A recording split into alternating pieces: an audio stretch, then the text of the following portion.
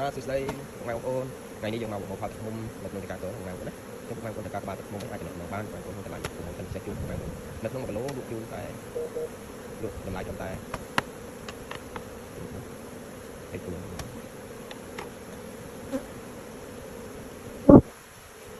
ក់ជូនចំតែ1គីឡូ$10ទេហើយ1គីឡូនេះគឺយើងបានទទួលបានទី10ហ្នឹងណាហើយនៅក្នុង1ប្រអប់វាមានកន្លះគីឡូវាអាច10តាម